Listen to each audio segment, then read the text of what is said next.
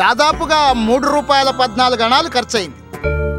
మీరు షిరిడీ వెళ్ళక ముందే బాబా మౌలానా రూపంలో మీ దగ్గరకు వచ్చి ఆశీర్వదించి దక్షిణను స్వీకరించాడు. ఎంత ఆశ్చర్యకరమైన లీల! ఇక్కడ జరిగిన విషయం షిరిడీలో ఉన్న బాబాకి తెలిసిపోయింది. అవును, ఇది బాబా సర్వాంతర్యామిత్వానికి ఒక చక్కటి నిదర్శనం. అంతేకాదు, మౌలానా సాహెబ్ మరియు బాబా ఇద్దరూ ఒకటే అని బాబా మనకు తెలియచేశారు. అవును, బాబా చూపించిన ఈ లీల నాలోని భక్తి శ్రద్ధలను స్థిరపరిచి మరింత రెట్టింపు చేశాయి.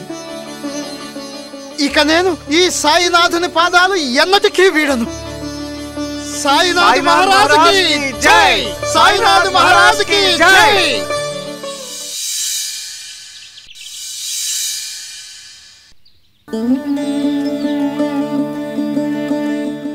నిజంగా నేను ఎంత అదృష్టవంతుడిని. మాయలో ఉన్న నన్ను మనిషిని చేశాడు బాబా. ఇదంతా సాయినాథుని దయే. ఇదంతా రచన చేస్తే ఎంత బాగుంటుందో కదా బాబా. నమస్కారం దాసగండు గారు. నమస్కారం నమస్కారం. బాగున్నారా? బాగున్నానండి. ఏమిటి ఏదో ఆలోచిస్తున్నట్టున్నారు? ఇదిగో సాయినాథుని జీవిత చరిత్ర గ్రంథ రచన చేయాలని ఆలోచిస్తున్నాను. అలాగా, చాలా సంతోషం. మీరు ఎంతో గొప్పవారు, అదృష్టవంతులు. ఇటువంటి ఆధ్యాత్మిక గ్రంథ రచన చెయ్యాలనుకోవటం గొప్ప విషయం. అంతా ఆ సాయినాథుని దయ. సాయినాథుని కటాక్ష వీక్షణాలు లేకపోతే ఒక్కక్షరం కూడా కదలదు కదా. మాలాంటి వారికి ఆ దైవము ఆధ్యాత్మికోన్నతి కల్పించడానికి ఇటువంటి రచనలు అందిస్తుంది. అవును, ఇది అందరి ఆధ్యాత్మిక ప్రగతికి తోడ్పడుతుంది. మీరేమీ అనుకోకపోతే నాదొక చిన్న విన్నపం. అయ్యో, అదేమిటి అలా అంటారు? పర్వాలేదు, చెప్పండి. మరేమీ లేదు. వేదాంత సారంతో కూడుకున్న ఈశావాసోపనిషత్తు సంస్కృతంలో ఉంది కదా. అవును. ఇది మన మాతృభాషలో లేకపోవడం వలన దీని సారాంశం గ్రహించడానికి చాలా కష్టతరంగా ఉంది. కనుక మీరు ఈ సంస్కృత గ్రంథం ఈశావాసోపనిషత్తు మన మాతృభాషలోకి అనువదిస్తే చాలా బాగుంటుంది. మంచిది. సాయినాథుని ఆజ్ఞ ఇదే అయితే ప్రయత్నలోపం లేకుండా తప్పకుండా నా వంతు కృషి నేను చేస్తాను. ఇక అంతా బాబా దయ.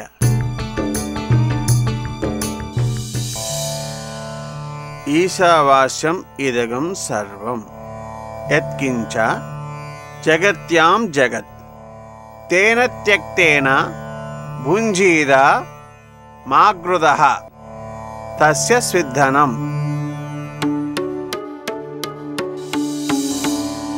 ఈశావాస్యమిదగం సర్వం యత్కించ జగత్యాం జగత్ తేన త్యక్తేన భుంజిద మాగృదః కస్య స్విద్ధనం. ఈశావాస్యమిదగం సర్వం యత్కించ యత్కించ జగత్యాం జగత్ తేన త్యక్తేన భుంజిద మాగృదః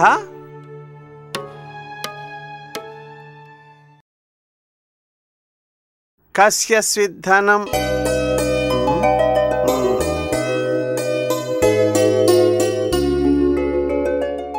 దీని తత్వసారాంశం ఏమీ అర్థం కావటం లేదు. తత్వం తెలియకుండా రచన ఎలా చేయగలను?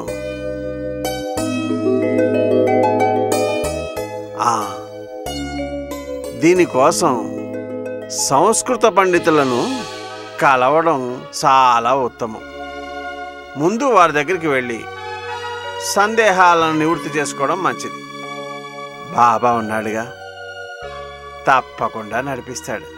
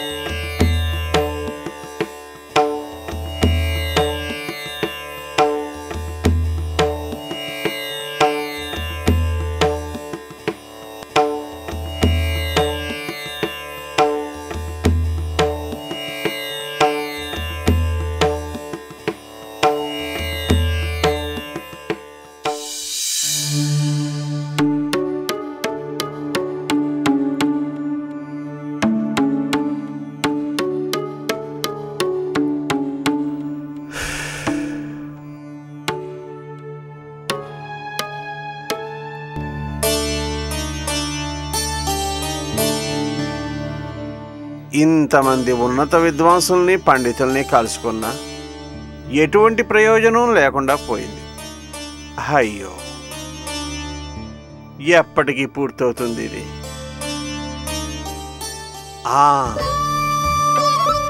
ఇక ఈ ఉపనిషత్ రహస్యాన్ని ఉపదేశించమని బాబాను ఆశ్రయించడమే ఉత్తమం. బాబాను దీన్ని వివరించమని వేడుకుంటాను. వెడతాను.